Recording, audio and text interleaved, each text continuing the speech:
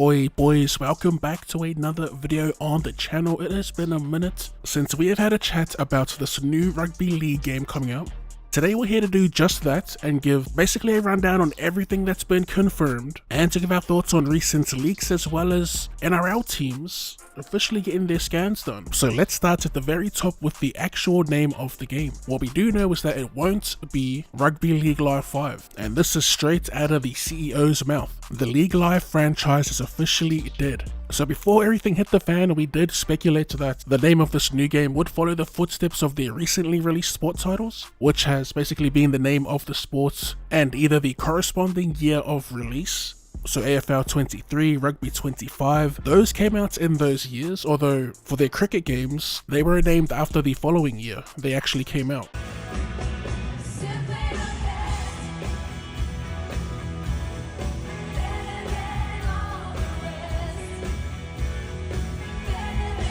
So according to that little teaser by Ross, this new game could potentially be called Rugby League. I'm going to go ahead and say 26, as Rugby League 25 would be a little too close to Rugby 25. Or it could be a misdirect. Imagine if they just named it something completely different to avoid the clashing of names. Let me know your guys' thoughts on that. We'll move along though to some more bigger news, bigger confirmations we'll say, in regards to Pro Team. So the last time we talked about Ultimate Team, we got confirmation that it was definitely in the game, and I pretty much assumed that it'll come later. To my understanding, it's always been released later, or should we say post-launch with their recent games. So because of that, I assumed the same would be for this new Rugby League game, but we found intel straight from the boss's mouth himself that I don't think hasn't really gotten talked about, and he said if we were making a Rugby League game, then we would make sure Pro Team was there from day one. That's like one of the first times he's actually come out and said that they'd make sure that Pro Team was in there from day dot, which is pretty big news. I'm assuming that the approval process or dealing with Rugby League licenses, whether it be NRL or Super League, may take less time compared to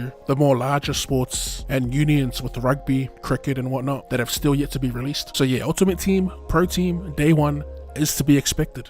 And lastly, with what could be related to Pro Team, it wasn't just players being scanned. Ivan Cleary can be seen here being scanned into the game, with the actual purposes being unknown. The most obvious would be cutscenes, right? But we did get a little insight into how they used face-scanned coaches in AFL 23, thanks to Jared Dobler. He went on to say that coaches are used as players in Pro Team as legends, and that they were meant to be used as coach cards in Pro Team, but began to remove that feature. So just harkening back to when we talked about Ultimate Team in the first place, it looks like our chat about legends could potentially be a go, although I'm not too keen on current player models as opposed to these lads in their prime. With the cutscenes, all I ask is that we see Bellyache blowing up after you make an error with the Storm, as well as Adam O'Brien, and we have to, it's a must, we must see Ricky Stewart on the sideline.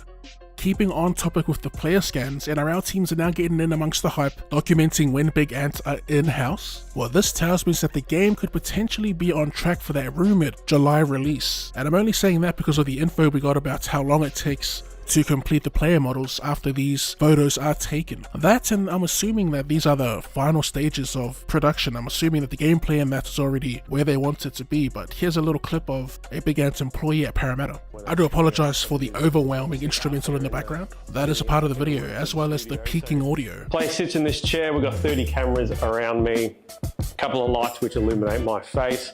I stand over there with a little switch button which takes 30 shots of me from each camera, take a couple of them, and then that gets sent to the art department team, and then they capture and create a 3D model from the player's face to then put them in the game. Normally takes a couple of months.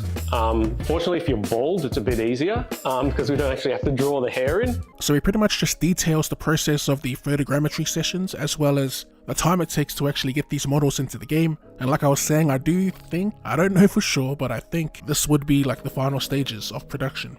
And the last bit of info in regards to Ross's, we'll say unconfirmed confirmations. Someone had asked them if they had any plans for the new game to be released on old gen, specifically PS4, and him liking the comment is pretty much him saying yes. So that's good news for those of you that still play on old generation consoles. And lastly, we have some rumors to go over. There have been some quote-unquote leaks of player models in-game, and they are of KP, Sean Johnson, and Jerome Hughes. I'm gonna keep it a buck, they do look pretty fake to me. Maybe that Jerome Hughes one It looks somewhat video game-like, but for the most part they all look weirdly realistic, possibly even made with AI. Sean Johnson straight out looks like a bloody photo, and KP, if that was him in game, I'd be disappointed because that looks nothing like him in my opinion.